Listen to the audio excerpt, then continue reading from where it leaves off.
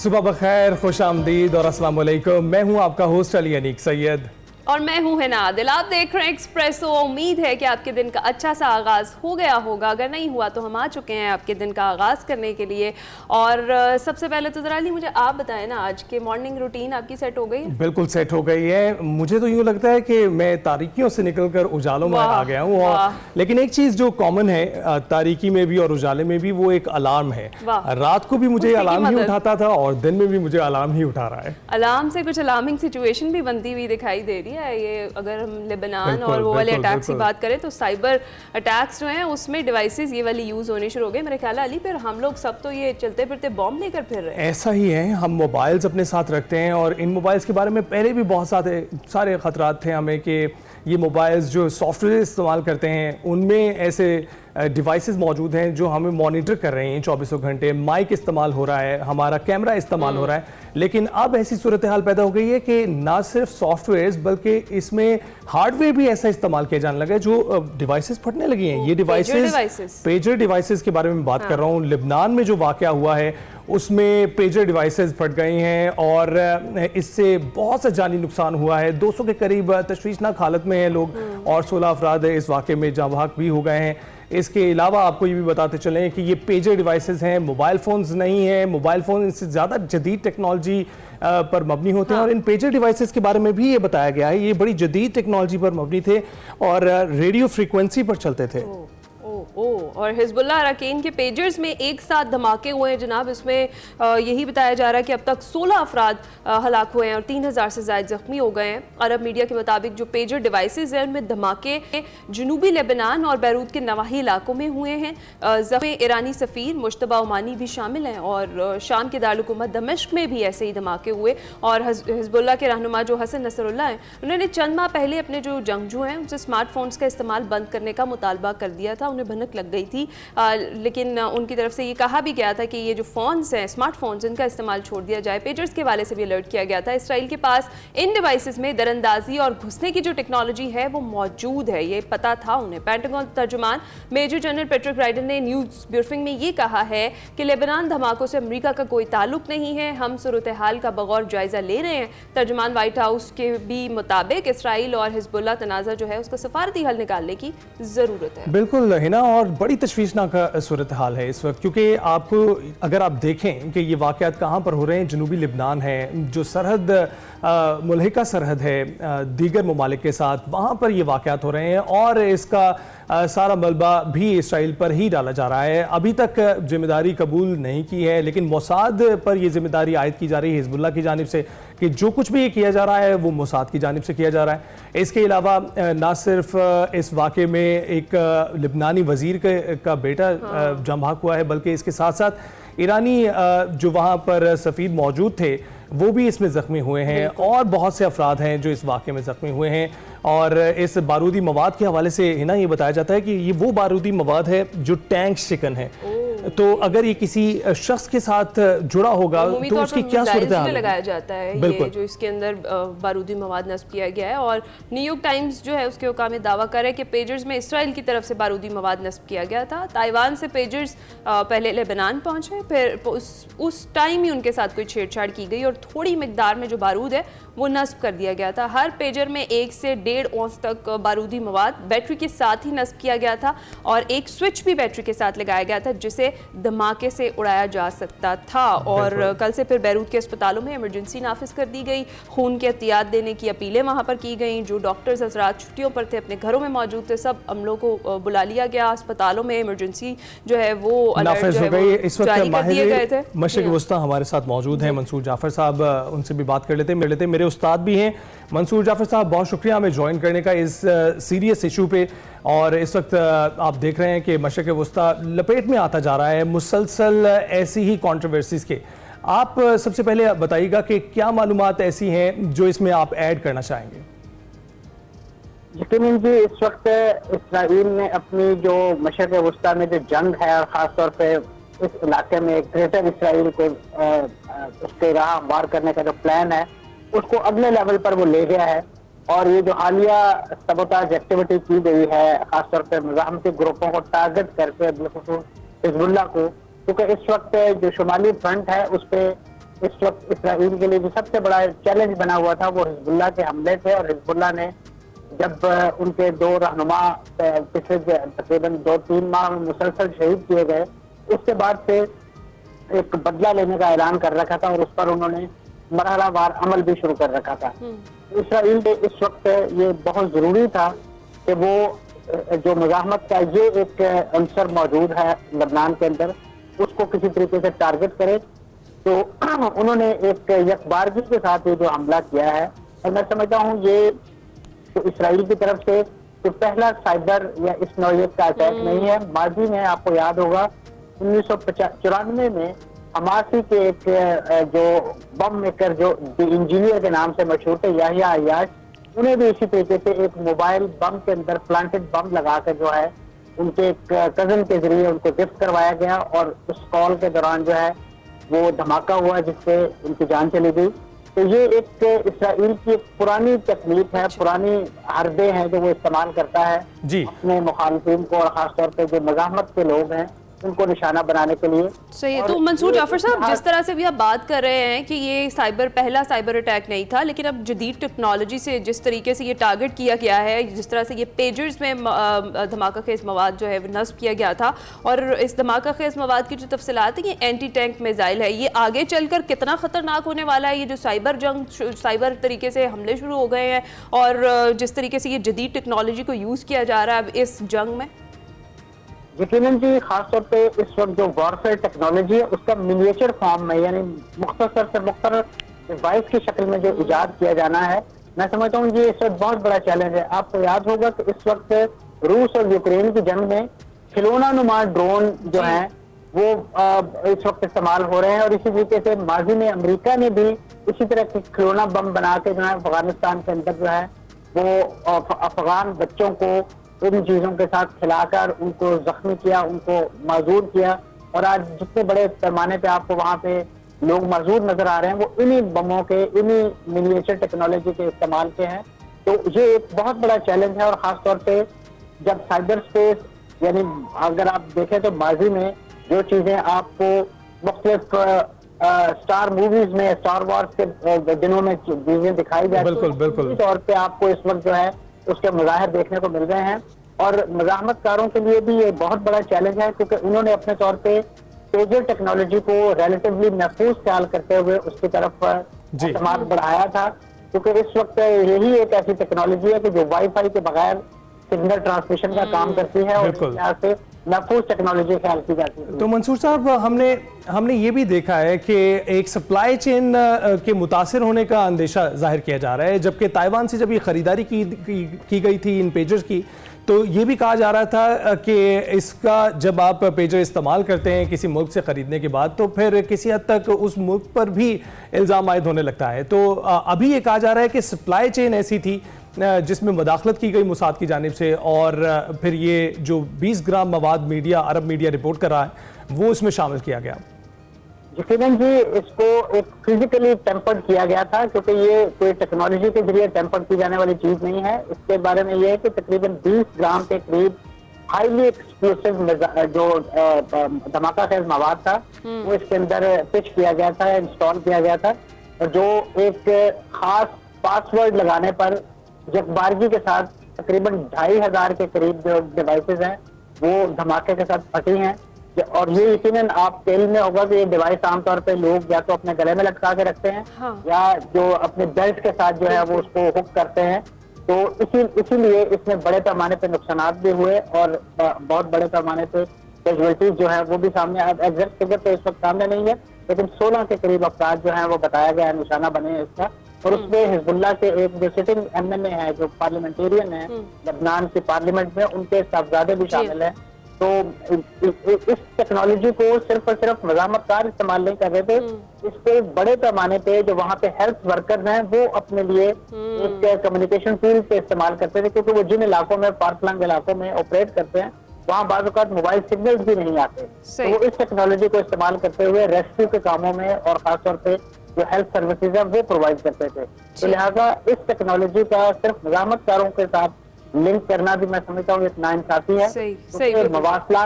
जिस ग्लोबल में रहने का हम दावा करते हैं, उसका जो सबसे बड़ा हॉलमार्क है वो ये मवासलात ही है। क्या बिल्कुल सही, इंफॉर्मेशन आपके टिप पर है और आप जो है किसी भी अहम और अब इन्हीं को ही अगर इनके जरिए ही टारगेट किया जाएगा तो फिर मामला बिगड़ सकते हैं। बहुत शुक्रिया मंसूर जाफर साहब, माहिर मशरक़ वस्ता उमूर हमारे साथ मौजूद थे, अपना तज़िया पेश कर रहे थे। जो करंट लेबनान में हिजबुल्लाह पर जो अटैक हुआ इसराइल की जानिब से, अब जदीद टेक्नोलॉजी का इस्तेमाल किया जा रहा है और देखना ये भी है कहीं ना कहीं कि ये जो पेजर धमाके हैं, गजा जंगबंदी जो है उस पर किस तरीके से असरअंदाज होंगे। जो भी सूरत हाल बनती रहेगी लम्हा व लम्हा हम उससे आपको भी आगाह अभी मंसूर साहब ने भी जिक्र किया कि ये स्टार वॉर्स की तरह की टेक्नोलॉजी आपको दिखाई दे रही है। और हम किसी ज़माने में सोचा करते थे कि हमारे मोबाइल फ़ोन्स कभी ऐसे भी आएंगे कि हम वीडियो कॉल कर सकेंगे, लोग वहाँ से दिखाई दे रहे होंगे, हम दिखाई दे रहे होंगे, और ऐसा किसी ने इमेजिन नहीं किया था कि ये इतना जल्द हो जाएगा, और वो भी हो गया।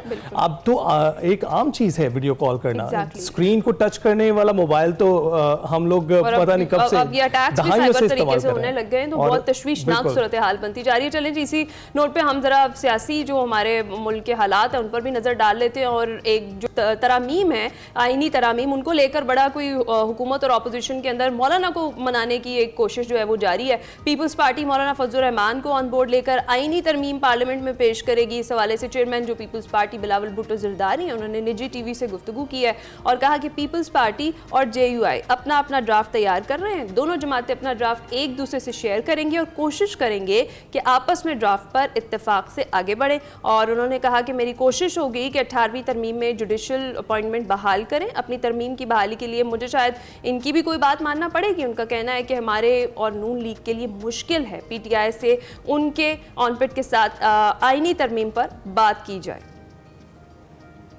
और 26वीं आईनी तरमीम के हवाले से भी अली बात हो रही है मीडिया में, जो ज़ेरे गर्दिश ड्राफ्ट है उस पर भी बात हो रही है। उन्होंने यही कहा है कि ये असली नहीं है, हम आईनी अदालत के क़याम से मुतालिक जो अपनी पार्टी का ड्राफ्ट है वो तैयार कर रहे हैं। इसमें कोई शक नहीं कि 26 अक्टूबर 2024 को अगले चीफ जस्टिस मंसूर अली शाह होंगे। This is very important. बिल्कुल, और है ना, आपको पता है डॉक्टर आरिफ अलवी की भी मुलाकात हुई है मौलाना से, और अब PTI भी दिखाई दे रही है कि जोर पकड़ती जा रही है। जब 3 दिन गुजर चुके हैं मुजवजा आईनी तरमीम पर, कोई पेशरफ नहीं हो सकी है, कोई दस्तावेजात, कोई मुसवदा पेश नहीं हो सके, और कहा जा रहा है कि हर कोई अपना मुसवदा तैयार कर रहा है। कभी बिलावल भुट्टो ज़रदारी कहते हैं कि वो अपना मुसवदा तैयार करेंगे, मौलाना अपना मुसवदा तैयार करेंगे, और फिर दोनों मुसवदे एक साथ रखे जाएंगे और उन पर इत्तफाक किया जाएगा। यूं लगता है कि ये ऊंट किसी करवट नहीं बैठने वाला है। फिलहाल अली अमीन गंडापुर भी सारी सूरत हाल में सामने आए और वो कह रहे हैं कि आईनी तरमीम के हवाले से जो बात उन्होंने की, उन्होंने कहा कि ये बिल पास होना तो दूर की बात है, किसी की जुर्रत नहीं होगी कि आइंदा बिल पेश करें। ये जमहूरियत पे एक हमला है और ये हमला हम कभी कामयाब नहीं होने देंगे। तो ये जो अपने आप को जमहूरी पार्टियां कहती हैं, इनको शर्म आनी चाहिए कि इस तरह के बिल को लाना तो दूर की बात है, इन्होंने सोचा कैसे है कि पाकिस्तानी कौम या पाकिस्तान में जब तक हम हैं और जमहूरियत है, इस तरह का बिल और इस तरह की शराइत ला के इसमें कामयाब होंगे। हम कभी कामयाब इनको नहीं होने देंगे। अदलिया के साथ हम खड़े हैं। इंशाअल्लाह पहले हम इसको पार्लियामेंट में इनको शिकस्त देंगे, उसके बाद इंशाअल्लाह अदलिया के जरिए भी और अपने जायज़ हक के लिए हर कानूनी हक इस्तेमाल करते हुए हम इंशाअल्लाह ऐसा ये इस तरह का बिल पास होना तो दूर की बात है, किसी की जुर्रत भी नहीं होगी पेश कर सके। भाई, इसी पर बात करने के लिए सीनियर तज्ज़ियाकार आमिर इलियास राना हमारे साथ मौजूद हैं। सर, बहुत ज्वाइन करने के लिए ये बताइएगा कि ये मुजवजा आईनी तरमीम पर हुकूमत की नंबर गेम और इत्तेहादियों की नंबर गेम्स, इसके समेत मौलाना फजलुर रहमान को मनाने की तैयारी नहीं थी, ये कहना है राना सनाउल्लाह का। तो ये क्या खिचड़ी पक रही है इस वक्त इन तरमीम पर? देखिए अली, बात सिंपल सी है कि जब कमांड एक ना हो तो फिर इस तरह के आपको मज़ाहिरे नजर आते हैं। क्योंकि प्राइम मिनिस्टर को या तो लीड करनी चाहिए थी या वो किसी एक को लीड करने के लिए कहते। अब आसिफ अली जरदारी, बिलावल भुट्टो, खुद वजीर आजम शहबाज शरीफ, फिर उनके वज़रा, सारे लोग जा रहे हैं मौलाना फजलुर रहमान साहब के पास, मोहसिन भी अलग से जा रहे हैं। तो फिर जब एक जगह पे बात ना हो रही हो कि जी हाँ सर चेन ऑफ कमांड कहाँ पे है, सियासी तौर पर जाहिर है वजीर आजम को आगे होना चाहिए इसमें। वजीर आजम 2 दफा गए भी। अब अगर वजीर आजम मौलाना फजलुर रहमान से मिले, बात की, तो क्या होना चाहिए था कि उसके बाद मौलाना फजलुर रहमान की तरफ से भी 1-2 लोग नामजद हो जाते और प्राइम मिनिस्टर के भी, उसमें पीपल्स पार्टी के भी होते, उसमें नून के भी लोग होते और JUI से बात होती, हम सब वो देखते। या ये बिहाइंड द सीन बज़ाहिर मुलाकातें सामने ना आती और एक मुत्तफिका ड्राफ्ट आता। क्योंकि ये बात तो गवर्नमेंट को भी पता है कि मौलाना फजलुर रहमान के कौमी असेंबली में 8 और सेनेट में 5 वोटों के बावजूद उन्हें 2 अरकान असेंबली और चाहिए हैं, जो जाहिर है कि वो पीटीआई के वो लोग हो सकते हैं जो बिल्कुल आजाद हैं, जिनमें 8-9 लोग हैं और 2-3 के नाम आ रहे हैं। अब उनमें से काफी सारे लोगों के उन्होंने अपने हल्फिया बयान भी शुरू करा दिए हैं कि जी हम पीटीआई के लोग हैं और हम अपने लीडर इमरान खान के अलावा वोट नहीं देंगे। तो ये जो एक्सरसाइज हो रही है, इसके बावजूद पीटीआई कह रही है कि हमारे कुछ लोगों को पंजाब हाउस में या कहीं खुफिया रखा गया है। मैं अभी थोड़ी देर पहले असलम वुमन का बयान देख रहा था, वो कह रहे थे मैं बिल्कुल अपने लोगों में मौजूद हूँ और मैं इमरान खान के कहने पे वोट दूंगा। सादुल्ला बलोच का भी मैंने बयान देखा है। तो जो लोग नहीं है अभी अवेलेबल, तो 2 वो हैं। तो मौलाना फजलुर रहमान के मानने के बावजूद 2 लोग और चाहिए होंगे। अच्छा। क्योंकि 63A खत्म हो चुका है आइन से, सुप्रीम कोर्ट के फैसले के मुताबिक। ओरिजिनल 63A ये था कि आप अगर अपनी पार्टी के विश के खिलाफ वोट देते हैं, वोट काउंट होगा और आपको डिसीट करा दिया जाएगा। तो आमिर साहब, ये फिर जब आईनी तरमीम है जिसके हवाले से, जिसमें डिले की हम बात कर रहे हैं, जिस तरह से आपने बताया कि नंबर्स भी मुकम्मल तरीके से पूरे नहीं थे, मौलाना के अलावा भी 2 और नंबर्स जो हैं वो दरकार थे, तो फिर इसमें ही कोई झोल है या फिर वाकई फिर मौलाना पे बात रख के डाली जा रही है कि मौलाना फजलुर रहमान जो है उनके मुतालबात की वजह से इसको मौखर किया गया? देखिए, यही तो बात मैं कह रहा हूँ, मौलाना फजलुर रहमान के जो मुतालबात हैं या नहीं है, इशू ये है कि आपका होमवर्क जब मुकम्मल नहीं था तो जुम्मे को आपने क्यों अनाउंस कराया कि हफ्ते को दोनों असेंबली के और कौमी असेंबली के सेशन होंगे। हमारे रिपोर्टर वकास ने सबसे पहले ये खबर ब्रेक की थी कि हफ्ते वाले दिन सेशन को जारी रखने का फैसला वो कर रहे थे सेनेट को, तो बिल्कुल तो वो ऑर्डर चेंज हुआ और वो हफ्ते को आया। हफ्ते नहीं कर सके, इतवार को आया। इतवार को लेने के लिए नवाज शरीफ भी लाहौर से आ गए और वोट डालने के लिए पीएम हाउस आके बैठ गए। वो हमजा शहबाज वापस आए, मौलाना गफूर कादरी वापस आए चाइना से, वो पेरिस से आए थे। तो ये लग रहा था जैसे कोई बातचीत हुई है, लेकिन जो अब एंड गेम सामने आई है तो या तो चीजें ऐसी आई हैं जो मौलाना फजलुर रहमान ने नहीं मानी, क्योंकि ने अपना अभी तक जो वर्किंग पेपर के हैं, मुजवजा ड्राफ्ट के हैं, खुद से तो नहीं दिया किसी को सामने। बिल्कुल कुछ कौमी असेंबली में तकरीर की थी वजीर कानून ने और आज उनकी किसी वक्त प्रेस कॉन्फ्रेंस में तवक्को है। तो यकीनन उन्हें सामने लाना पड़ेगा कि वो जो कह रहे थे कि जो 56 तरामीम की बात हो रही है, तो हम 15 तो उनमें तरामीम है कि 15 जगह पे सुप्रीम कोर्ट की जगह 10 सब्स्टिट्यूट कर रहे हैं फेडरल कोर्ट। बात समझ में आती है, ठीक है। जहां जहां सुप्रीम कोर्ट का काम फेडरल कोर्ट को जाना है, कॉन्स्टिट्यूशनल कोर्ट को जाना है, तो वो नहीं आएगा, तो तरामीम भी उतनी हो जाएंगी। फिर उन्होंने इस्लाहात के हवाले से बात की, तो इसमें कोई चीजें ऐसी थी जो उन्होंने बात की को खुफिया रखा जाता। खुफिया ये होता है कि आप बातचीत करके उसको कौमी असेंबली में पार्लियामेंट से अप्रूव करा के ये कर देते हैं कि जी अब बहस कर लें। उसमें तमाम पार्लिमानी पार्टियां होती, सारे मेंबर आजाद होते हैं, वो बहस करते हैं। आप बहस कराना चाह रहे थे तो फिर पार्टियों का वसी पर इत्तेफाक कराए, जैसे स्पेशल कमेटी बनी है तो आप उसमें कर लेते, जो अब आपको करना पड़ रहा है। अब आप फंस गए हैं, गवर्नमेंट ने ये केस कम से कम बहुत ही भूंडे अंदाज से लड़ा है और फंस गई। बिल्कुल। आमिर साहब, ये भी बताइएगा कि वजीर आला केपी अली अमीन गंडापुर बड़े सख्त अल्फाज का आप चुनाव कर रहे हैं और आपको ये कहते सुनाई देते हैं कि आईनी तरमीम बिल पास करना तो दूर की बात है, उनकी बिल पेश करने की जुर्रत नहीं होगी। और ऐसे एक्शन में कैसे नजर आ रहे हैं? 3 दिन गुजर गए, तब तक तो खामोशी थी, अचानक से ये कैसे बोल पड़े? देखिए, वो अपने लिए के फैसलों के हवाले से बात करते हैं, बड़ी सख्त जुबान, वो शुरू से बोलते हैं, मौला जट स्टाइल है। तो उन्होंने देखा भाई फंस गए, मैं भी अपना हिस्सा डाल दूं। जैसे उन्होंने 8 सितंबर को एक बहुत अच्छी पॉलिटिकल अपॉर्चुनिटी को उस सख्त जुबान की वजह से फिर खराब करने की को कि धमकियां लगा दी, मरियम नवाज को भी लगा दी और मैं आऊंगा, मैं लाहौर जाऊंगा। तो ठीक है, उनकी सियासत तो उठ रही है ना, और उनका स्टाइल ही यही है। आपको पीटीआई का जो मौकिफ है वो भी आगे बढ़ता हुआ नजर आ रहा है? नहीं, देखिए, वो प्लीज करने की कोशिश हो रही है दोनों तरफ से, पीटीआई भी और गवर्नमेंट की तरफ से भी, और वो है मौलाना फजलुर रहमान। ये खुद करने के काबिल नहीं है क्योंकि फंसे में है। तो मौलाना फजलुर रहमान को पता है कि मेरे वोटों के बगैर कुछ नहीं होना, तो चाहे वो पॉलिटिकली या आइंदा जो शराइत रखेंगे, सौदेबाजी उसे कहें, सियासत में चीज इसी का नाम है कि गवर्नमेंट आपके पास आ रही है, पीटीआई आपके पास आ रही है, वो दोनों तरफ कर सकते हैं। इंटरेस्टिंग सिचुएशन तो यहाँ बनती है ना, जब बिलावल भुट्टो जरदारी साहब कह रहे हैं कि अब उनको भी कहा है, मौलाना को भी, कि वो भी अपना ड्राफ्ट तैयार करें, हम भी ड्राफ्ट तैयार करेंगे और फिर मिलजुल कर मुश्तरका ड्राफ्ट पर इत्तेफाक कर लेंगे। तो फिर बात यह है कि अगर आईनी तरमीम का मुतालबा था ही पाकिस्तान पीपल्स पार्टी का, तो फिर हुकूमत किन शिकों में तरमीम का इरादा रखती है? देखिए अब ये सब कवर ऑपरेशन है। अच्छा। चाहे वो बिलावल भुट्टो बोल रहे हैं, क्योंकि बिलावल भुट्टो ऑन बोर्ड नहीं थे तो वो मौलाना फजल-उर-रहमान के पास सुबह 3 बजे तक क्या करते हैं, मौसीकी बैठ के उनके साथ। जाहिर है वो कायल करने की कोशिश कर रहे थे ना। ये नहीं हो सकता कि अलग अलग ड्राफ्ट है। अब वो आपको और हमें यानी आवाम के मीडिया के जरिए खेल खेल रहे हैं कि नहीं देखें हम बड़े अच्छे हैं, हम तो सिर्फ जमहूरियत करते हैं। भाई जा रहे थे ना तो आप मोहसिन तो एस्टैब्लिशमेंट के नुमाइंदे हैं। जिस तरह फैसल वाडा उधर से कराची से जीते हैं, उस तरह मोहसिन नकवी लाहौर से जीते हैं, और उधर पीपल्स ने जिताया, इधर मुस्लिम ने जिताया। तो आप उन लोगों को भी साथ लेके चलते हैं। मुलाकात में भी मोहसिन नकवी मौजूद हैं। मोहसिन नकवी जब तक जर्नलिस्ट थे उनके सब सियासी जमातों के साथ रहा, आज वो नुमाइंदगी कर रहे हैं बाज़ाब्ता तौर पे अपनी, जिनकी तरफ से वो आए हैं और जिन्हें उन्होंने सेनेटर बनवाया है, तो एस्टैब्लिशमेंट के नुमाइंदे के तौर पे भी मौजूद हैं, वो बाशरी की काबीना के तौर पे भी मौजूद हैं।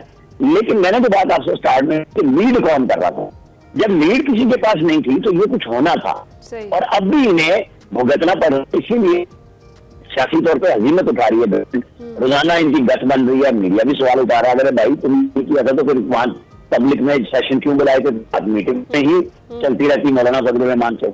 अब यह है कि प्राइम मिनिस्टर ने तो 21 तारीख को रवाना हो जाना है खुद न्यूयॉर्क के लिए, और इशाकदार उनके से पहले न्यूयॉर्क पहुंच रहे हैं। 22 तारीख को, ये 23 को पहुंचेंगे लंदन। ये जब हमने वोटों की गिनती गिराई है, अगर कल नहीं होता, परसों में नहीं होता, जो कि चांस नजर भी नहीं आ रहा, तो फिर ये गया ना मिनिस्टर ने 29 सितंबर को वापस आना है। उसके बाद होगा, क्योंकि तो अनवर शहबाज या गफूर आजरी साहब को भी क्यों वापस बुलाने की गई थी, इसीलिए कि एक एक वोट काउंट होना है। तो फिर भूल जाए अभी तो फिर ठीक है, लेकिन अच्छी बात यह है कि जमहूरियत में लड़ाई झगड़े की बजाय बातचीत हो रही है ना। एक दूसरे को नीचे दिखाना या आगे हटाना वो अलग बात है, लेकिन अब वो शुरू हो गया इन्हीं तरामीम पे, उसके अंदर अदालती इस्लाहत में। मैं तो उसका बड़ा हामी हूँ तौर पर कि हमारी अदालती सिस्टम में हमें नीचे से टॉप पे रखा हुआ है, हम ऊपर वाले मुल्कों में नहीं आते। हमारी अदलिया ने, हमारे बड़े लोगों ने ये काम किया ही नहीं कि आम आदमी के इंसाफ की तरफ जाएं। हमारी सुप्रीम कोर्ट ने की, हमारी हाई कोर्ट ने किया। तो चले अच्छी बात है, अगर एक बहस शुरू हुई है तो निकाले चैम्बरों से और चिटों से चीफ जस्टिस साहिबान की, उन जज से जज जाएंगे, क्यों आएंगे? आप लोगों की डोमेन में लाए ना, जो करेक्टर क्या था बतौर वकील, बतौर जज। अच्छी बात है, बहस शुरू होती है कि अगर एक जज एक दिन में एक केस सुनता है, एक दिन सुनता है, तो इन ट्वीट हम तरीकेकार तय होना चाहिए। आपकी और हमारी परफॉर्मेंस लोग रोज देखते हैं कि जी क्या प्रोग्राम था, मुकाबले की रेट है, तो ये रेटिंग क्यों नहीं बनती आपस में कि ये आम आदमी को इंसाफ की तरह जल्दी फराहम कर रहे हैं? तो अच्छी बात है अगर हो रही है, मेरे साथ ही अच्छा काम है, शुरू होता है पब्लिक डोमेन में है, क्या इस पर बहस होनी चाहिए, फिर कोई फैसला होना। बिल्कुल ठीक है, इस पर बहस जरूर होनी चाहिए। बहुत शुक्रिया आमिर रियाज राना साहब हमारे साथ मौजूद थे, जो मौजूदा सियासी सूरत हाल पर तजिया पेश कर रहे थे। जो मुजव्वज़ा आइनी तरामीम है इसके हवाले से उन्होंने बात की, उन्होंने ये कहा कि हुकूमत को इतनी उज्जलत नहीं करनी चाहिए थी, इतनी हजीमत ना उठानी पड़ती अगर पहले से तैयारी भी पूरी होती और नंबर भी पूरे होते। अब तो खैर मामला यूँ ही लग रहा है कि अब वज़ीर आज़म के दौरा अमरीका के बाद ही कुछ हल होता हुआ दिखाई देगा, और इसमें भी लग रहा है कि पीपल्स पार्टी और मौलाना मिलकर कोई गेम जो है वो कर लेंगे, फिर PTI भी देखती रह जाएगी। रहे हैं कि कवर अप होगा और हो सकता है कि आगे ये हज़फ ही कर जाएं तरामीम के हवाले से, क्योंकि इस वक्त पहले जिस तरह से मैंने कहा कि ऊंट किसी करवट बैठता दिखाई नहीं दे रहा। पाकिस्तानी सियासत है, यहाँ पे किसी भी वक्त कुछ भी हो सकता है। जैसे अभी एक्सप्रेसो में वक्त तो एक ब्रेक का, कुछ ही देर में वापस आते हैं, आपने कहीं नहीं जाना।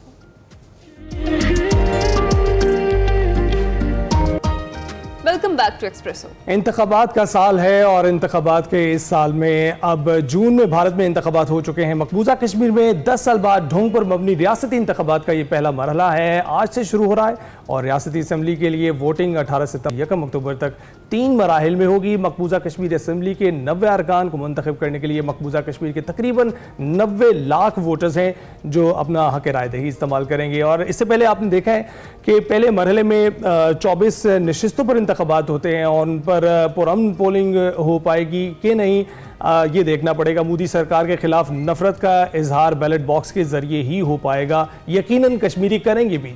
जून के इलेक्शन की तरह मोदी के लिए ये कितना खतरनाक होगा, इससे कबल मकबूजा जम्मू कश्मीर में आखिरी मरतबा रियासती इंतखाबात 2014 में हुए थे। जी हाँ, जिसके बाद फिर उसमें भारतीय वज़ीर आज़म नरेंद्र मोदी की जमात BJP ने पीपल्स डेमोक्रेटिक पार्टी के साथ मिलकर हुकूमत बनाई थी। ताहम 2018 में ये इत्तेहाद टूट गया, जिसके बाद असम्बली को तहलील कर दिया गया था और 2019 में मोदी हुकूमत ने मकबूजा जम्मू कश्मीर की जो खुसूसी हैसियत है उसे ख़त्म करके उसे मरकज़ के ज़ेर इंतज़ाम यूनियन टेरिटरी बना दिया, जिसके बाद यहाँ जो तयशुदा इंतखाबात हैं वो भी नहीं हो सके थे और 2019 के इख्तिताम के बाद कश्मीर का इंतज़ामी मरकज़ी हुकूमत जो है मुकर्रर करदा गवर्नर उसके ज़रिए चलाया जा रहा है। और ये जो सारी सिचुएशन है इस पर हमने बात करनी है। बात करने के लिए हमारे साथ डॉक्टर जमील अहमद खान साहब मौजूद हैं, साबिक सफ़ीर। अस्सलाम वालेकुम डॉक्टर साहब, कैसे हैं आप?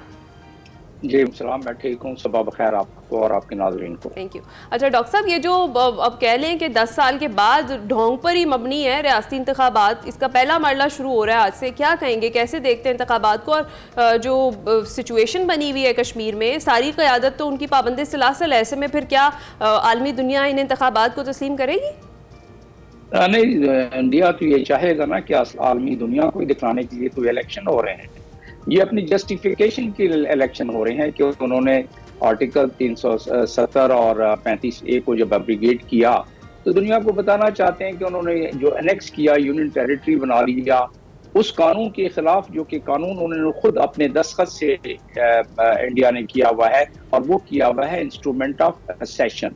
इंस्ट्रूमेंट ऑफ असेशन राजा हरी सिंह से जब इन्होंने किया तो उस वक्त ये बातें तय थी कि कश्मीर की हैसियत, कश्मीर की एक इंडिपेंडेंट आइडेंटिटी और कश्मीर के वो जो 3 शोबाजात के अलावा सारे शोबाजात उनके हाथ में, कश्मीरियों के हाथ में और उनके असेंबली में होंगे। वो 3 शोबाजात थे फॉरेन अफेयर्स का, डिफेंस का और कम्युनिकेशन का। वो भारत के पास, इंडिया के पास और उसके अलावा और कोई चीज उनके पास। जब उन्होंने ये सारी चीजें खत्म कर दी मोदी सरकार ने, तो उसके बाद अब दुनिया को बताने के लिए 10-12 साल के बाद ये इलेक्शन जो हो रहे हैं, तो ये हकीकत में आपने सही लफ्ज इस्तेमाल किया कि ये ढोंग रचाया जा रहा है। क्यों रचाया जा रहा है ढोंग?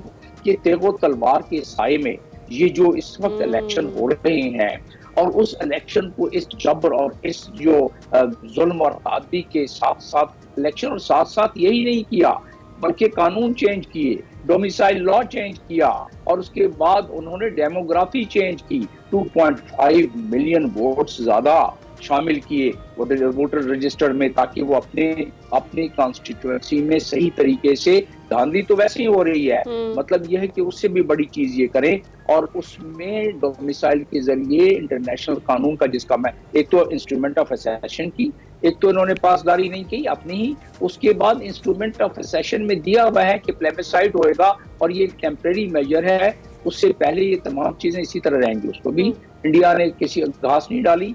और उसके बाद यूएन का अपना रेजोल्यूशन है, एक नहीं कई रेजोल्यूशन है, लेकिन 49 रेजोल्यूशन नंबर 49 प्लेबिसाइड के बारे में कहता है, और वो प्लेबिसाइड भी अभी तक नहीं किया जो कि इंस्ट्रूमेंट ऑफ असेशन में जो इंडिया ने खुद उसको सही किया, वो भी नहीं माना। अब इस इलेक्शन की बात कर लें, इस इलेक्शन में इन्होंने डिलिमिटेशन करके कॉन्स्टिट्यूएंसीज को इस तरह बनाया है और लोगों को बाहर से लाके बसाने के बाद इस तरह किया है कि एक तो न सिर्फ धांधली बल्कि वहां के वोटर्स की तादाद को काटा छांटा इस तरह जाए। जी डॉक्टर जमील, हम वोटर्स की तादाद के बारे में बात करते हैं। आर्टिकल 370 की आपने बात की, जब से ये नाफिज किया गया उसके बाद से ये उम्मीद जाहिर की जा रही थी कि यहाँ पर बहुत सारे मोदी के परवाने इकट्ठे हो जाएंगे और फिर जब इंतखाबात होंगे तो मोदी के हक में ही फैसले आएंगे।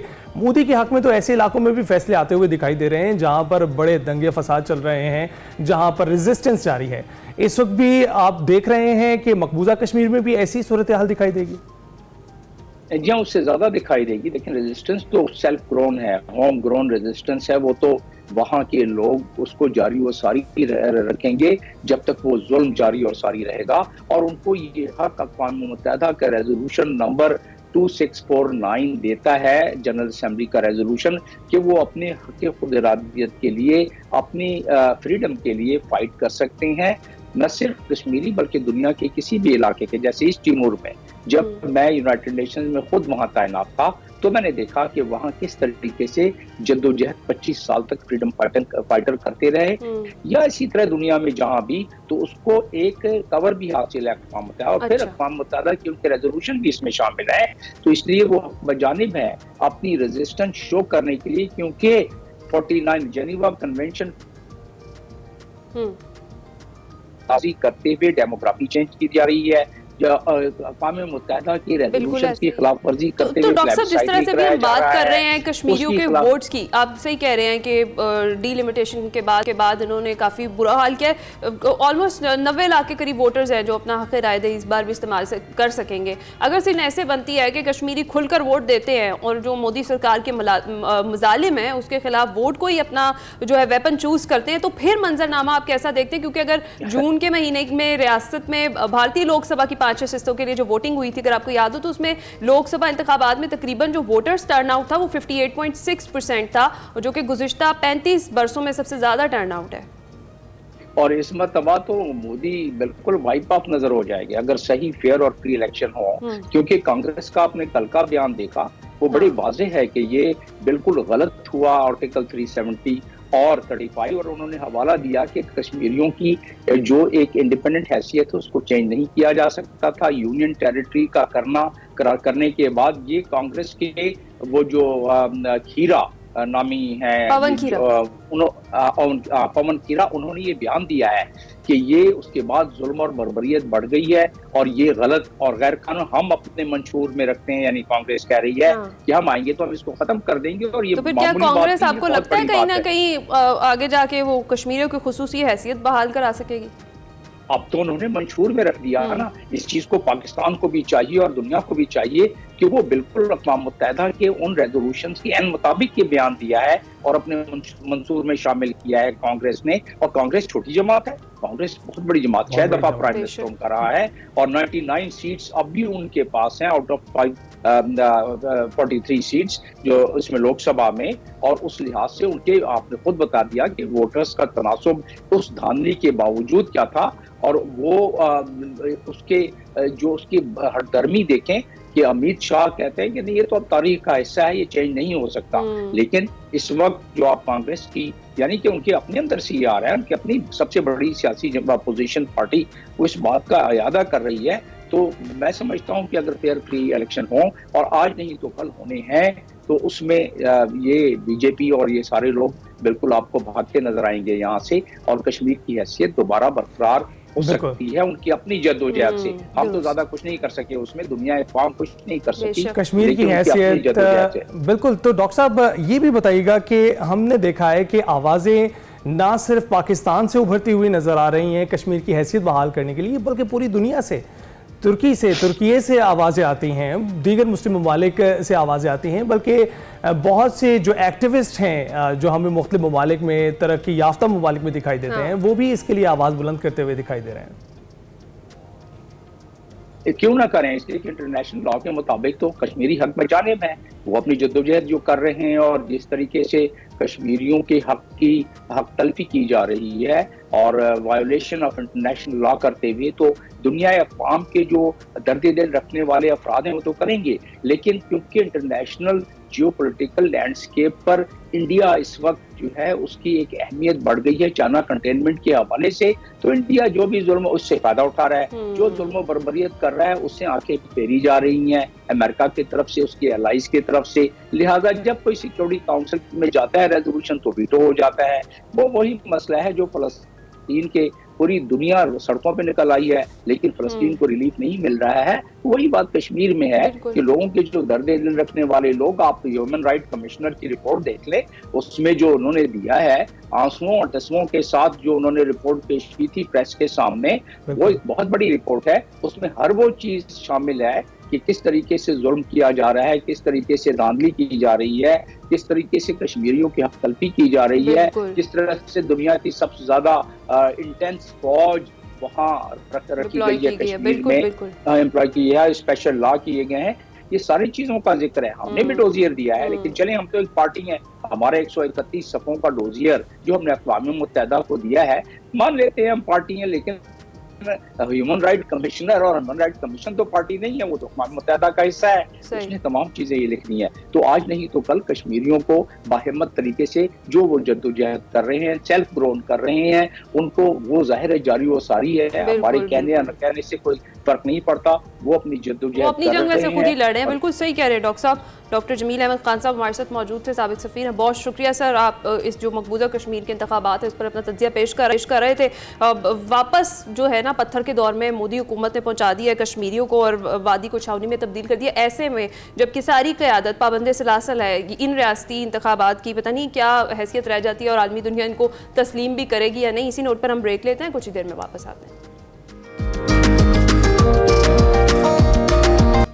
Welcome back to Expresso. हम आए और अच्छी खबरें लाए हैं। आज एक और अच्छी खबर है, 3 ब्रॉन्ज मेडल हैं पाकिस्तान, आज 3 कांसी के तमगे हैं। एक तमगे के बारे में तो हम अभी आपको बताएंगे, 2 तमगों के बारे में हम अगले सेगमेंट में आपको बताएंगे। सबसे पहले बात करते हैं एशियन हॉकी चैंपियंस ट्रॉफी की। पाकिस्तान और जनूबी कोरिया के दरमियान मैच खेला गया है, जिसमें पाकिस्तान ने जनूबी कोरिया को 2 के मुकाबले में 5 गोल से हरा दिया है। एक मैसिव विक्ट्री ली है पाकिस्तान ने जनूबी कोरिया को हराकर एशियन हॉकी चैंपियंस ट्रॉफी में शिकस्त देकर तीसरी पोजीशन हासिल कर ली है। जी हाँ, और ब्रॉन्ज मेडल अपने नाम कर लिया है गो कि हमने ख्वाब बड़े देख लिए थे अच्छी परफॉर्मेंस के साथ ही। पाकिस्तान की जानिब से हन्नान शाहिद और सुफियान खान ने 2-2 गोल किए, जबकि रुमान ने 1 गोल किया। वाज़ेह रही कि इवेंट का जो सेमीफाइनल मैच है उसमें पाकिस्तान को मेज़बान चीन के हाथों शिकस्त का सामना करना पड़ा था, जो कि अनएक्सपेक्टेड था हमारे लिए। चीन ने पेनल्टी शूट्स पर पाकिस्तान को 2-0 से शिकस्त दे दी थी। दूसरी जानिब फेडरेशन ऑफ इंटरनेशनल हॉकी ने FIH स्टार अवार्ड्स की नामजदगियों का ऐलान कर दिया है और राइजिंग स्टार प्लेयर की कैटेगरी में पाकिस्तान के सुफियान खान का नाम भी शामिल है। We are very proud of you.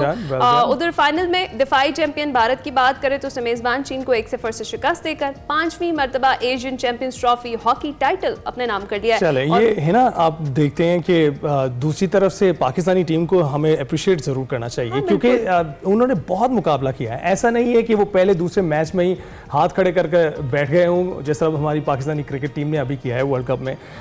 Hockey team ने मुकाबला किया है, सेमीफाइनल तक पहुंचे हैं, और तो हम wish you best of luck. अगले जितनी भी ट्रॉफीज आने वाली हैं, जितने भी आगे चैंपियंस ट्रॉफी के अलावा भी टूर्नामेंट्स होने वाले हैं, उसके लिए भी हम आपको बेस्ट ऑफ लक कहते हैं। चाइना को भी हम कहेंगे बेहतरीन खेल पेश किया है आपने और आखिर दम तक मुकाबला किया है। हालांकि मुख्तलिफ टीमों से हारते हुए बहुत मैसिव लीड दिखाई दे रही थी, स्पेशली पाकिस्तान से जब वो 5-1 से जीते, और अब वो हारे हैं सिर्फ 1 गोल से। जुगराज सिंह ने गोल किया भारत की जानिब से और 91 मिनट में उन्होंने किया, वाहिद गोल था पूरे मैच में, और उसी 1 गोल की वजह से वो जीत गए हैं।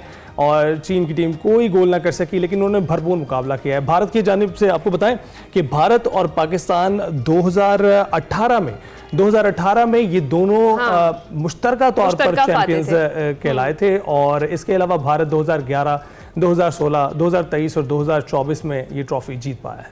जी हाँ जी, ये भारत की कारकर्दगी थी, लेकिन हमारी टीम जिन नामसाइद हालात से गुजर कर पहुंची है, हमें उन पर फख्र है। मजीद स्ट्रेटजी जो है वो अपनी अच्छी करेंगे, बेहतर करेंगे तो और फेडरेशन की सपोर्ट उन्हें मिलेगी तो वो बहुत अच्छा परफॉर्म कर सकते हैं। ब्रेक लेंगे हम?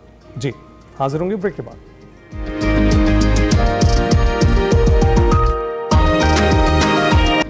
प्रोग्राम के दूसरे हिस्से में खुशामदीद। प्रोग्राम का दूसरा हिस्सा बहुत एक्साइटिंग होने वाला है, क्योंकि पाकिस्तानी कुमार सानू से भी आपकी मुलाकात करवाएंगे, डिफरेंट सेगमेंट्स भी होंगे जिसमें मजीद आपको बताएंगे कि आज के 2 मजीद कांसी के तमगे किसने जीते हैं और किन गेम्स में वो जीते गए हैं। आपको ये भी बताएंगे कि हमारे पास देखिए बहुत सी चीज़ें, आगे चलते हैं बढ़ते हैं। फिलहाल हम दिखा देंगे एक ऐसा सेगमेंट दिखाते हैं जिसमें जदीद इल्म का तमाम माखज़ और बुनियादी यूनानी सरजमीन के हवाले से हमें बता रही हैं माइंड मैटर्स में डॉक्टर कमल खालिद।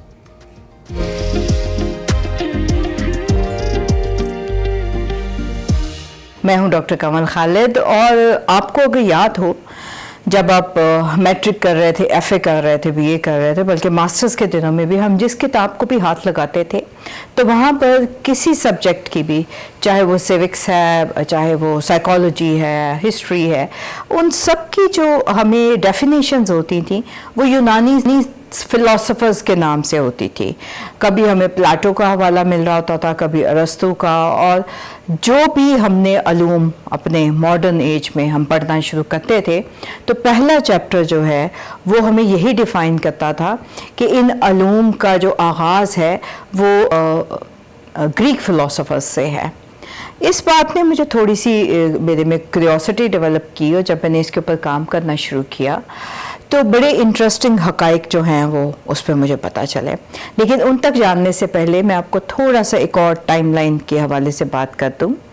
ये देखिएगा कि हमारी जो नोन हिस्ट्री है ह्यूमैनिटी की, उसमें जो कदीम तरीन हमारी सिविलाइजेशन जिनको हम कहते हैं, तो वो मेसोपोटामिया, इजिप्ट, इंडस वैली और चाइना, ये 4 जगह हैं जहाँ पर कि हमें कदीम तरीन इंसान के होने के सबूत मिलते हैं। तारीख़ में जब हम आगे आते हैं तो इन सिविलाइजेशंस की बहुत सारी कंट्रीब्यूशंस हैं। यूनान का जो इलाका है वो एक समुंदरी इलाका है और ये एक अरसा दराज तक गुमनामी में रहा ये इलाका।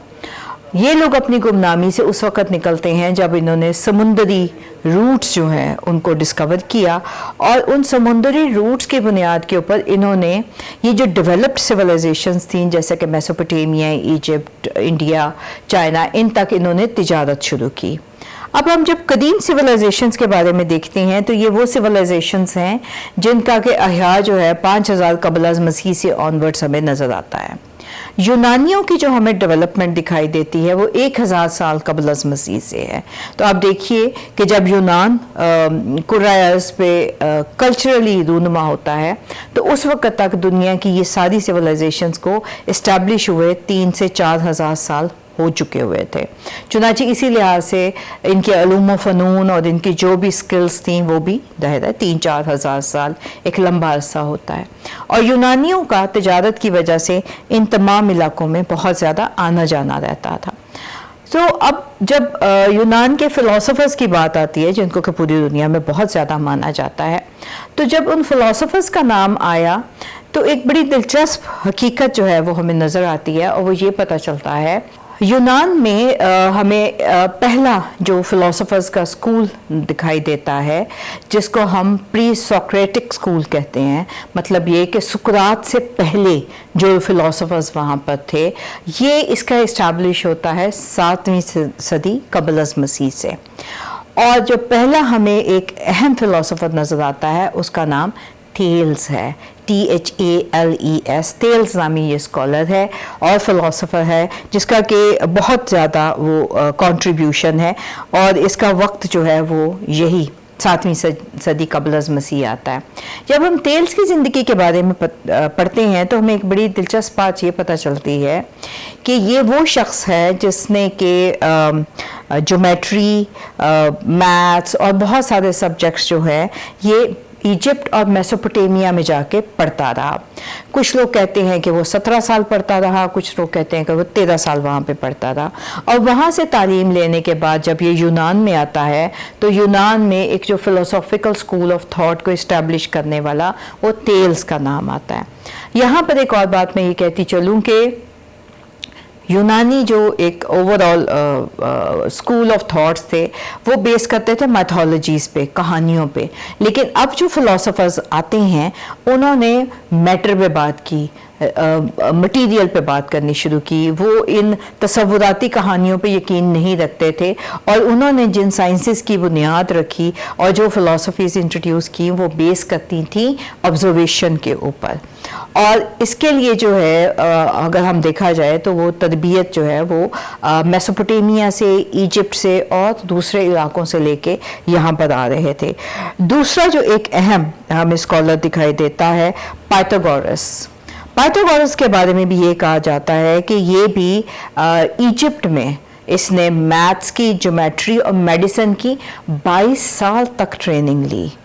पाइथागोरस बहुत बड़ा नाम है यूनानी फ़लसफ़े में और उसके बहुत कंट्रीब्यूशन भी है, लेकिन ये वहाँ से एजुकेटेड था। सो मच सो कि प्लेटो के बारे में ये कहा जाता है कि वो 13 साल तक इजिप्ट में पढ़ता रहा और फिर उसने आके अपनी प्लेटोनिक जो स्टडीज़ हैं उनको यहाँ पर इंट्रोड्यूस किया। अब यहाँ तो हम बात कर रहे हैं मेसोपोटामिया की, इजिप्ट की और इन सारों की। इसके साथ एक और ये देखिएगा कि बहुत सारी ये जो मेसोपोटामिया का इलाका है, मैं यहाँ एक चीज़ एक्सप्लेन करती चलूँ कि मेसोपोटामिया का इलाका दरियाए दजला और फ़रात की जो दरमियान की वैली है उसके तमाम ममालिक इसमें शामिल हैं।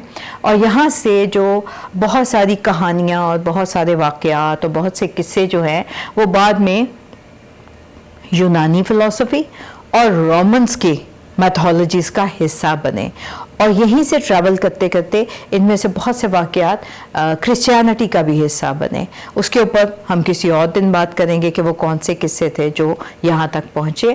तो ये तो हम बात कर रहे हैं उन फ़िलासफ़र्स के एविडेंस की जिससे हमें पता चलता है कि इन मेसोपोटामिया और इजिप्ट के अंदर से जाके ये बाकायदा। अच्छा, एक और बात ये बताती चलूँ, हमारे जहन में अमूमन यही ख्याल आता है कि जब तक कि ऑक्सफोर्ड कैम्ब्रिज नहीं बने थे यहाँ पर शायद तालीम का दुनिया में कहीं पे सिस्टम नहीं था। ऐसा बिल्कुल नहीं है। जिन सिविलाइजेशंस की मैं बात कर रही हूँ वहाँ पे बहुत इस्टेब्लिश्ड इंस्टीट्यूशंस मौजूद थे जहाँ पर कि तमाम दुनिया से लोग आके इल्म हासिल करते थे और उसके बाद वो दुनिया के मुख्तलिफ इलाकों में वापस जाके उस इल्म को डिसेमिनेट करते थे। इसी के साथ एक और बड़ा दिलचस्प बात मैं आपको ये बताती चलूँ कि हमारा क्या रोल था सब कॉन्टिनेंट का। ज़रतुश्त की आमद ईरान में होती है तकरीबन 17वीं सदी कबल अज़ मसीह में। अब जो ज़रतुश्त की फ़िलासफ़ी है उसको हम इंडो पर्शियन फ़िलासफ़ी के नाम से याद करते हैं और जो उन्होंने रिलीजन पेश किया, जो वे ऑफ लाइफ बताया, उसके अंदर फ़िलासफ़िकल कंटेंट जो है वो बड़ा स्ट्रॉन्ग था। बहुत मज़े की बात यह है कि उनकी जो फ़िलासफ़ी थी, बाद के आने वाले कुछ स्कॉलर्स ने ये कहा कि प्लेटो ने ज़रतुश्त की जो फ़िलासफ़ी है उसको मैंने ही अपनी ज़ुबान में बयान किया, बल्कि कुछ मुहक्किक तो इतने सख्त हैं कि उन्होंने उसके लिए प्लेजरिज्म का लफ्ज़ भी इस्तेमाल किया है। ये सब इंटरनेट पे मौजूद है, किताबों में मौजूद है, इसको ज़रूर देखिएगा और आपको बहुत सारे हक़ाइक़ का अंदाज़ा होगा। एक और बात यह है कि ओवरऑल जो हमारा एक यूरोसेंट्रिक पॉइंट ऑफ व्यू है उसमें अमूमी तौर पे इन तमाम चीज़ों को डिनाई किया जाता है और तो डिनाइल में ये कहा जाता है कि जो भी फ़लसफ़े, अलूम, जितनी डेफिनेशंस हैं, जो भी है, इनका आगाज़ जो है वो ग्रीक फ़िलासफ़र्स से होता है।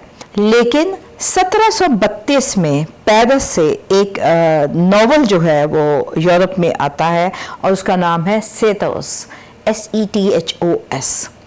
इस नावल के अंदर उसने कहा, वाक़याती बयान है जिसको के बाद के स्कॉलर्स ने कहा कि जी ये तो फिक्शन है। उसने कहा कि ये जितने स्कॉलर्स और जो भी यूरोपियन फ़िलासफ़ीज़ हैं ये सब की सब मुख्तलिफ़ इलाक़ों से इनकलकेट की गई, इन्होंने प्रेजेंट की। इस पूरी डॉक्यूमेंट और इस पूरी पब्लिकेशन को बिल्कुल रिजेक्ट कर दिया गया, जबकि उसमें बारहा राइटर ने रेफरेंसेस दिए कि ये जो इंफॉर्मेशन मैं दे रहा हूँ इसके प्रॉपर रेफरेंसेस मौजूद हैं। जो ये ऑथर था सेथोस का, उसने ये कहा कि जो इंसानी मॉडर्न टेक्नोलॉजी और ये फ़िलासफ़ी और अलूम का मक़ज़ जो है, उसने कहा कि ये इजिप्ट से है। इजिप्ट का मतलब है अफ्रीका से है। अफ्रीका का मुराद ये है कि जो स्याह फाम लोग हैं उनसे इसको एसोसिएट किया गया। ये एक ऐसा कॉन्सेप्ट था जो कि यूरोप के लिए नाकाबिले बर्दाश्त था और ख़ुसूसन 18वीं और 19वीं सदी में तो इट वाज अनथिंकेबल, क्योंकि स्लेवरी का और कॉलोनाइजेशन जो है वो अपनी पीक की तरफ जा रही थी। चुनांचे इन थेरीज को मुकम्मल तौर पे उस वक़्त रिजेक्ट कर दिया गया और इस रिजेक्शन के बाद जो भी करिकुलम और किताबें और दरसी कुतुब खुसूसन दी गई, उनके अंदर थ्रू आउट यही इम्प्रेशन दिया गया कि दुनिया में आज तक जितने भी अलूम आए हैं वो सिर्फ ग्रीक फ़िलासफ़र्स ने उसको उनका आगाज़ किया। ग्रीक फ़िलासफ़र्स की कंट्रीब्यूशन दुनिया में बेतहाशा है, हम उससे इनकार नहीं करते, लेकिन उसके साथ मेरी बहुत ख्वाहिश है कि ज़रा इनके रिसोर्सेज भी ढूंढिए और यूनान के अलावा जो दुनिया के ख़त्ते हैं वहाँ पर क्या काम हो रहा था उनको भी स्टडी कीजिए, आपको बहुत कुछ जानने को मिलेगा। शुक्रिया।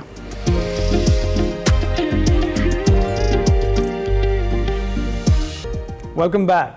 तो जनाब, जिस तरीके से हम देख रहे हैं अली, पाकिस्तानी एथलीट्स ने पाकिस्तान का जो झंडा है ना दुनिया के हर मैदान में बुलंद करने का जो अज़्म है वो कर रखा है और पिछले कुछ अरसे से माशाल्लाह से हमारे एथलीट्स इतना अच्छा परफॉर्म कर रहे हैं। और अब अगर ज़रा मैच रेसलिंग की बात करते हैं उस मैदान से भी अच्छी खबर सामने आ गई है। काज़ाकिस्तान में होने वाली ये जो 5वीं वर्ल्ड नोमैड गेम्स है, उसमें पाकिस्तानी टीम ने मैच रेसलिंग में 2 कांसी के तमगे अपने नाम कर लिए हैं। शफातुल्लाह ने 70 kg कैटेगरी में ये जो कांसी का तमगा है जीता है और उन्होंने ऑस्ट्रेलिया और काज़ाकिस्तान के मजबूत हरीफों को शिकस्त दी और कांसी के तमगे के हुसूल के लिए मंगोलिया को हराया। जबकि अगर बात करें मोहम्मद आसिम की तो उन्होंने 80 kg जो कैटेगरी है उसमें कांसी का तमगा जीता और उन्होंने ईरान, उज़्बेकिस्तान और पोलैंड के रेसलर्स को आउट क्लास करते हुए टाइटल अपने नाम कर दिया। बिल्कुल, और हमारे साथ ये दोनों खिलाड़ी मौजूद हैं। सबसे पहले शफातुल्लाह की जानिब चलते हैं। शफातुल्लाह, बहुत बहुत मुबारकबाद हो, ये आपका इंटरनेशनल पहला मेडल है गालिबन।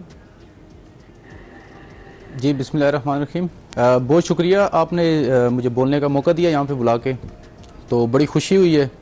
ये मेडल पाकिस्तान के लिए हमने जीता है, तो बड़ा मज़ा है वहाँ पे खेल के, क्योंकि मुकाबले बहुत टफ़ थे। साथ में हमारे पास टाइम पाकिस्तान में बड़ा थोड़ा था इस इवेंट के लिए तैयारी के लिए, तो थोड़े टाइम में हमने तैयारी की है और इंशाल्लाह इस मकाम पे पहुँचे। क्या तैयारी की आपने? लिया पाकिस्तान के लिए इसकी तैयारी होती है काफ़ी टफ़, जिम में होती है, उसके अलावा रेसलिंग खेलनी पड़ती है, मतलब कि लड़के साथ टफ़ बिठाने पड़ते हैं, जो कि यहाँ पे हमारे शहर में बहुत कम है ऐसे लड़के जिनके साथ हम ट्रेनिंग करते हैं। तो फिर हमें इसके साथ मतलब कि टायर शायर के हो गए, रबड़ हो गए, वो बांध के उनके साथ जोर लगाना पड़ता है स्ट्रेंथ के लिए। तो अब उनके पास बड़ी सहूलतें मौजूद होती हैं, उनके पास क्लब्स हैं, उसके अलावा उनके पास लड़के बहुत सारे मौजूद हैं, तो इसलिए हमें ये तैयारी करते हुए बड़ा टाइम लगा है। फिर भी लेकिन इंशाल्लाह जो नेक्स्ट इवेंट आएंगे सीखने को भी बहुत मिले, उसके लिए हमें बड़ा फ़ख्र है आपके ऊपर। माशाल्लाह से आपने पाकिस्तान का नाम रोशन किया है, जिस तरह की भी ट्रेनिंग आपने की है खुद से, और उसके बाद जाके ऐसा परफॉर्म करना तो बड़ी ज़बरदस्ती बात है। अच्छा आसिम, क्या आपको कैसा लग रहा है? आपका 3rd इंटरनेशनल मेडल है, और किस तरह से बताएंगे इन गेम्स के बारे में, ख़ास तौर पर ये कैसी थी, कितना चैलेंजिंग था इनमें पार्टिसिपेट करना? सबसे पहले मैं अल्लाह ताला का शुक्र अदा करता, ये मेरा इंटरनेशनल 3रा मेडल है और बड़ी खुशी है इंटरनेशनल पाकिस्तान को परफॉर्म करके, पाकिस्तान का नाम रोशन करके। तो अल्लाह ताला ने इज्जत दी है हमें, तो इंशाल्लाह आगे भी हम मेहनत करेंगे। बहुत मसाइल हैं, जैसे कि शफात बता रहे हैं, ट्रेनिंग के लिए हमारे पास वसाइल नहीं है, डाइट अच्छी नहीं है, गवर्नमेंट की सपोर्ट नहीं है। तो हम शुक्रिया अदा करते हैं अपने सर नवाब फुरकान साहब का, अपने कोचेज़ का, और जो हमें ट्रेनिंग करवाते हैं, और आज जिनकी वजह से हम स्टेज पर हैं। सही है। अच्छा, ये तो बात आप कर रहे हैं कि जिस तरीके से ट्रेनिंग आपको करवाई जाती है, मुझे बताएंगे क्या मुश्किलात पेश आई आपको यहाँ ट्रेनिंग करने में, और वहाँ आपको इंटरनेशनल प्लेयर्स के साथ खेलकर क्या लगा कि कहाँ आपकी ट्रेनिंग में कमियाँ रह गई थी, जो कि अगर हो जाती तो ये जो कांसी के तमगे गोल्ड मेडल होते? हमारे जो आखिरी दिन थे, तकरीबन 1 माह 1.5 माह, जो हमारे जिधर हमारी पीक की ट्रेनिंग होती है, उसमें हमें मसाइल ये थे कि हमारे पास गवर्नमेंट की सपोर्ट नहीं थी, हमें अपने खर्चे पे जाना था। तो लोकल स्पॉन्सर के पीछे तकरीबन 1.5 माह हमारा लग गया। हम सारा दिन स्पॉन्सर की तलाश करते और फिर शाम को ट्रेनिंग करते, जिस वजह से प्रॉपर रेस्ट भी नहीं होती थी, और रेस्ट ना होने की वजह से प्रॉपर ट्रेनिंग भी नहीं हो पाती थी। तो हमारे मेन मसाइल ये है, अगर ये हल हो जाए तो तकरीबन इंशाल्लाह हम जितनी मेहनत करके गए थे इससे डबल मेहनत करेंगे, और इंशाल्लाह इस जो हमारा कांसी का इंशाल्लाह। शफात, आप भी बताइएगा, हमने देखा कि आशा नदीम ने भी झंडे ऐसी जेवलिन थ्रो में गाड़े जहां पर हम तवक्को नहीं कर रहे थे, और अब मैच रेसलिंग की बात करते हैं तो आप लोग कांसी के तमगे जीत ले आए हैं, और सारी हमें क्रेडिट आप ही को देना पड़ेगा कि इसमें सब का सब क्रेडिट आप ही का था। लेकिन आप किसको क्रेडिट देंगे अगर आप देना चाहें? मैं सारा क्रेडिट अपने सर फुरकान नवाब को देना चाहता हूँ, क्योंकि वही हमें सपोर्ट करते हैं। उसके अलावा हम मेरे उस्ताद हैं रियासत अली, वही ट्रेनिंग कराते हैं, उनके घर में हम ट्रेनिंग करते हैं, क्योंकि हमारे पास कोई क्लब नहीं है। इधर हमारे पास जो लोकल जिम है, वहाँ पे अगर हम जाते हैं, अपना जो इसको मास रेसलिंग का जो प्लेटफॉर्म है, जो फट्टा जिसको बोलते हैं, हम रखते हैं वहाँ पे खेलने के लिए, तो वो हमें रखने नहीं देते। अच्छा। वो कहते हैं कि इसको यहाँ पे मत रखो। तो इसी तरह फिर हमें छत पे खेलनी पड़ती है। और जैसे आसिम ने बताया कि स्पॉन्सर हमारे पास बिल्कुल नहीं है, ना तो गवर्नमेंट सपोर्ट करती है, ना लोकल गवर्नमेंट सपोर्ट करती है, ना ही पाकिस्तान स्पोर्ट बोर्ड सपोर्ट कर रहा है। हम खुद अपने खर्चे पे खुद जाते हैं। अगर स्पॉन्सर के पीछे जाते हैं तो वो लारे लगा देते हैं, और फिर वो बात भी करते हैं, मतलब कि वो भीख मांगने वाली 5,000 10,000 रुपये देने वाली। तो फिर वो अच्छा नहीं लगता कि हम इंटरनेशनल खेलने के लिए जा रहे हैं, कोई लोकल गली मोहल्ले की गेम नहीं खेलने जा रहे।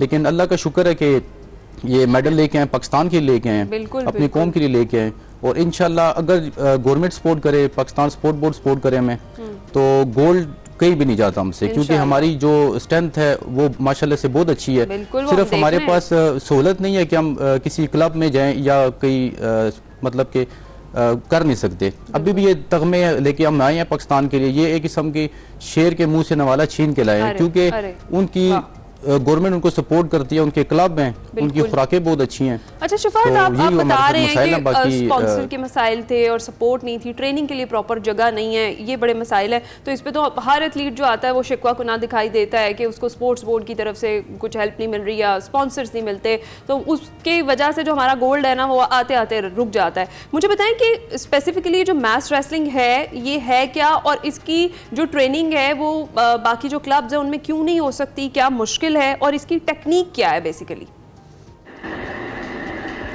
असल में ये रशिया की एक नेशनल गेम है। ये बीच में आपने देखा होगा कि ये बीच में एक बोर्ड पड़ा होता है। हाँ। वो 1 by 1 खेलना पड़ता है, जोर आजमाई गेम होती है, स्टिक भी हाथ में स्टिक होती है, मास रेसलिंग इसका नाम है, और ये बहुत जोर आजमाई की गेम है, हर बंदा इसको खेल भी नहीं सकता। तो इसके लिए क्लब होना जरूरी है। इनके मशीन एक होती है जो सिर्फ रशिया के पास है, किर्गिस्तान के पास है, मतलब इन कंट्री के पास वो मशीनें अवेलेबल हैं, और अगर वो हम मशीन यहाँ पे तैयार करते हैं तो कम से कम 1.5 से 2 लाख रुपए की वो मशीन तैयार होती है। शफातुल्लाह, आप बताइएगा, बहुत अच्छी शेप में आप दिख रहे हैं और आप ट्रेनिंग के हवाले से, लोगों की हिमायत के हवाले से बात कर रहे थे। पहले तो बहुत कहूँगा कि आपको कोशिश वैसी ही करनी चाहिए, वैसी ही रखनी चाहिए जैसे हमारे दीगर खिलाड़ी बगैर किसी सपोर्ट के वो कर रहे हैं, और आपने भी वैसे ही करते हुए कांसी का तमगा जीता है। लेकिन आप कांसी का तमगा नहीं, आप गोल्ड मेडल भी जीत सकते हैं। आप बहुत अच्छी शेप में दिखाई दे रहे हैं। ये बताइएगा कि आपको घर वालों की जानिब से कैसे हिमायत मिलती है? जी, कदम तो हमारे इंशाल्लाह नहीं रुकेंगे, आगे ही बढ़ेंगे, आगे गोल्ड के लिए जाएंगे, गोल्ड लेके आएंगे पाकिस्तान के लिए। शुरू में घर वाले रोक रहे थे, मना करते थे कि मत करो गेम, क्योंकि स्पोर्ट नहीं है। सेहत के लिए भी जरी बात है, खुराक शुराक की भी जरूरत होती है। और हमने पहले गवर्नमेंट से भी, मतलब पहले भी जब बात की थी कि यार स्पॉन्सर अगर नहीं कर सकते, कम से कम हमें जॉब्स दे दो ताकि हम अपने ऊपर और अपनी जितनी भी सहूलत है वो पूरी कर सकें। तो बस घर वालों को मना के यही है कि सर फुरकान है, वो हमें बड़ा सपोर्ट करते हैं। पहला मेडल जीता है माशाल्लाह से, रिस्पांस भी तो फिर उसी तरीके से ही आया होगा।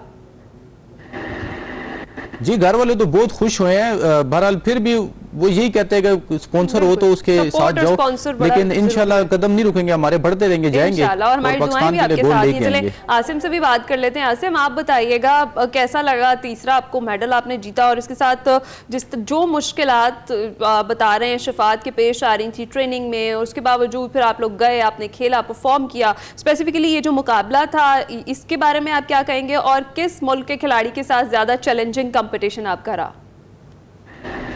मेरा तकरीबन हर दफ़ा किर्गिस्तान के साथ ही मुकाबला चैलेंजिंग होता है, क्योंकि किर्गिस्तान और रशिया ये दो ही कंट्री हैं जो फिलहाल हमसे आगे जा रही हैं। बाकी को तकरीबन हमने सबको हरा दिया हुआ है।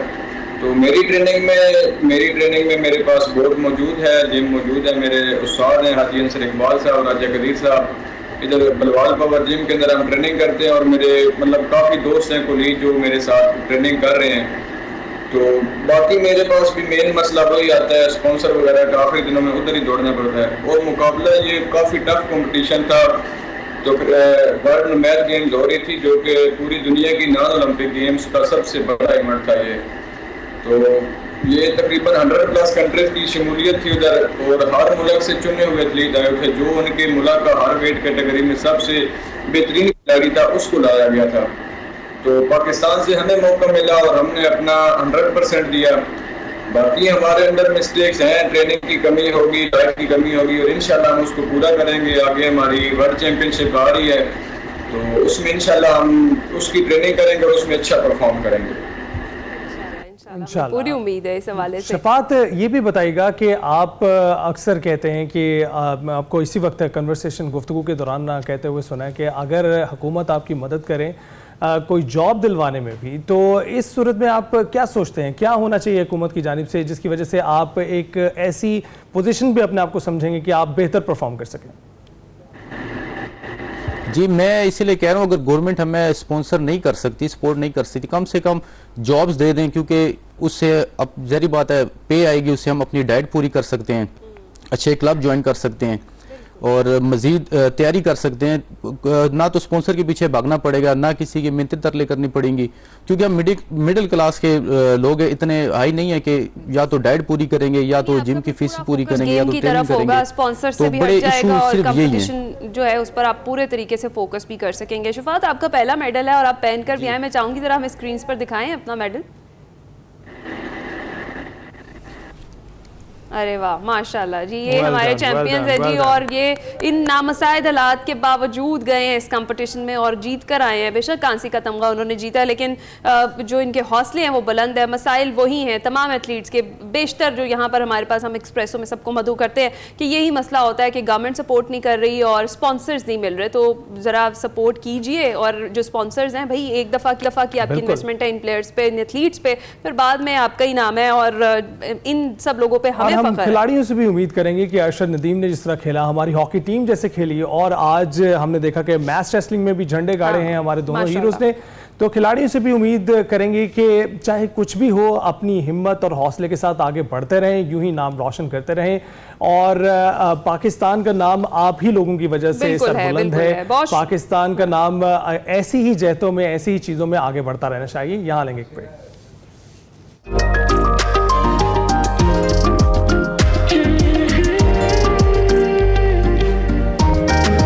Welcome back. तो जनाब, अब शामिल करेंगे अपना सेगमेंट एक्सप्रेसो किताब। देखते हैं आज इस सेगमेंट में किस किताब पर गुफ्तगू हो रही है।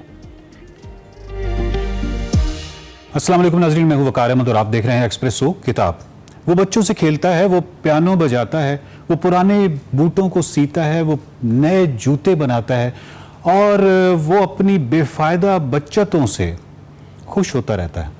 ये एक उस्तानी का लिखा हुआ कौल है, ये एक उस्तानी के लिखे हुए रिमार्क्स हैं जो कि अजीम तरीन मुसन्निफ टॉलस्टॉय के हवाले से हैं कि वो बच्चों से खेलता है, वो पियानो बजाता है।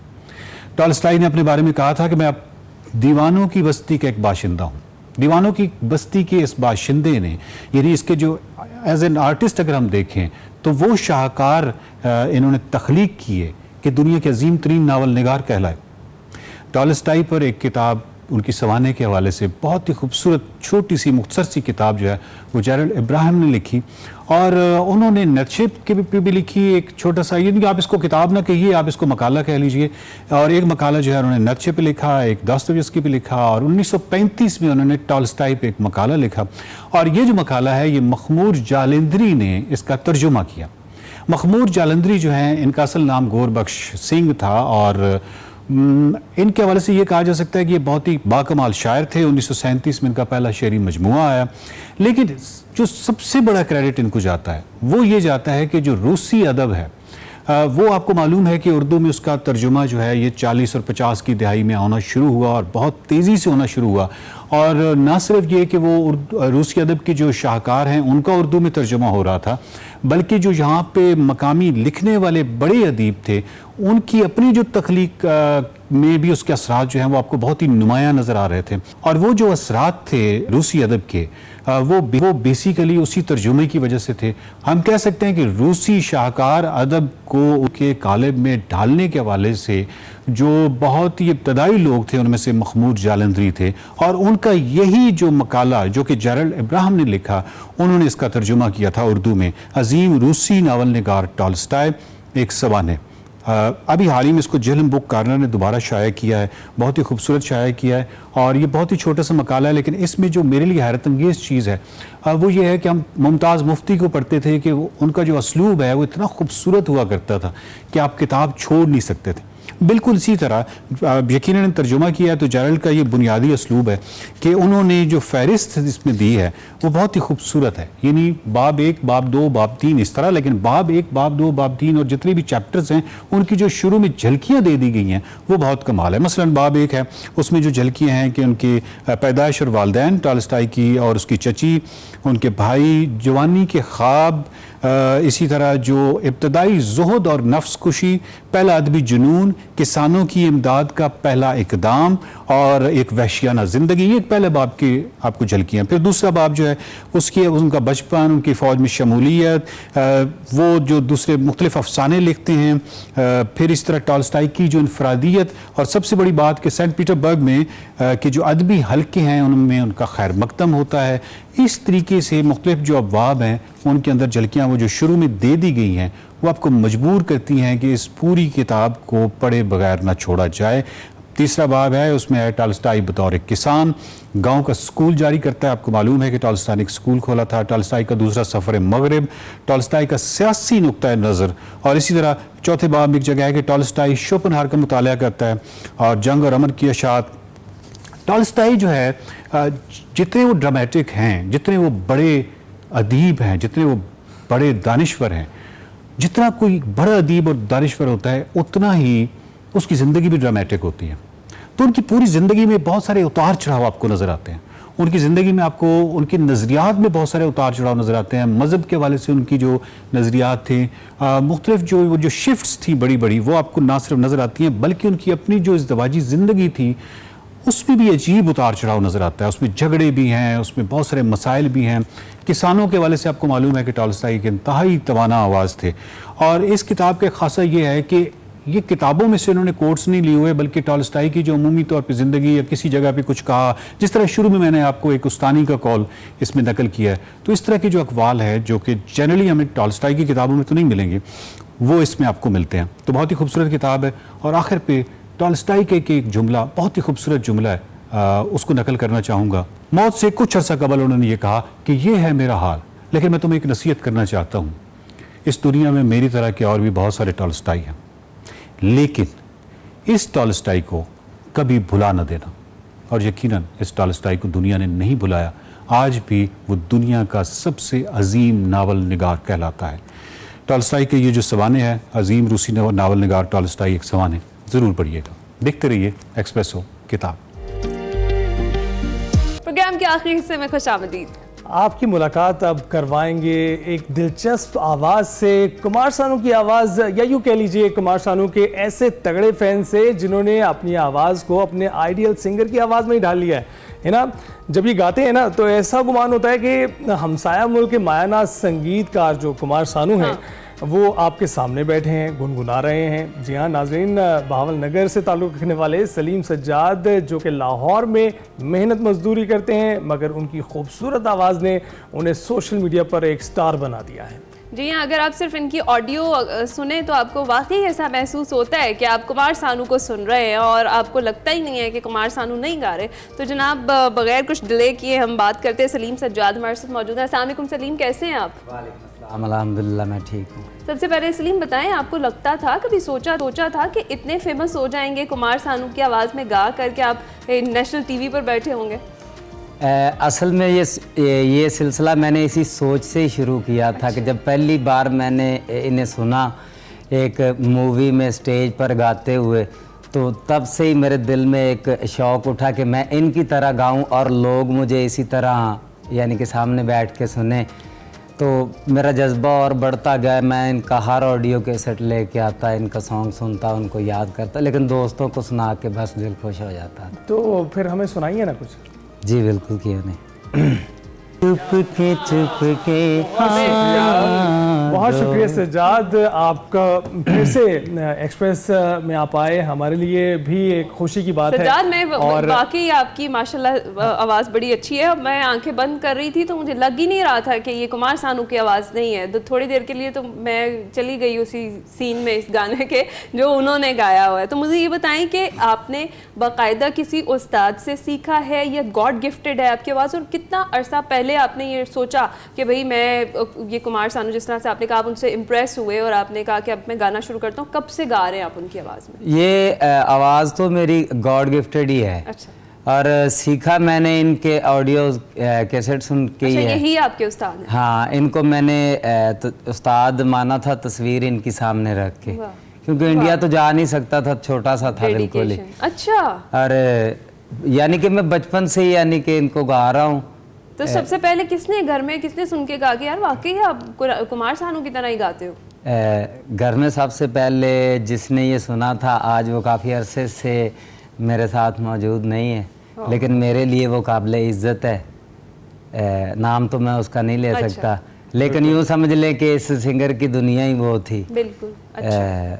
तो उसने सबसे पहले मुझे ये कहा कि एक दिन मैं आपका ये कुमार सानू साहब का सॉन्ग लगा के बैठी थी, तो आप नहर की पटड़ी पे आ रहे थे ना, तो मुझे ऐसे लग रहा था जैसे आप गा रहे हो। सबसे पहले उसने हर सिंगर की इंस्पिरेशन होती है। आपने कुमार सानू को अपनी इंस्पिरेशन माना, और देख लें ऐसे फैंस भी होते हैं जनाब, इतने तगड़े फैन के वो अपने जो सिंगर है उसकी आवाज़ में ही ढल गए हैं। उनकी आवाज़ बिल्कुल लगता है कि कुमार सानू की आवाज़ है। लक आपको सलीम सज्जाद, थैंक यू, आप एक्सप्रेसो का हिस्सा बने। हम आपके मुस्तकबिल के लिए गुड लक विश करते हैं कि आप आगे गाइए, और हम ये भी कहेंगे कि आप अपनी आवाज़ में भी गाइए। आपकी आवाज़ भी बड़ी खूबसूरत, अपने अंदाज से भी गाइए। तो जनाब इसी नोट पर हमें एक्सप्रेसो से दीजिए इजाज़त। आपसे मुलाकात होगी कल। अपना ख्याल रखिएगा, फीडबैक ज़रूर दीजिएगा। अल्लाह हाफ़िज़।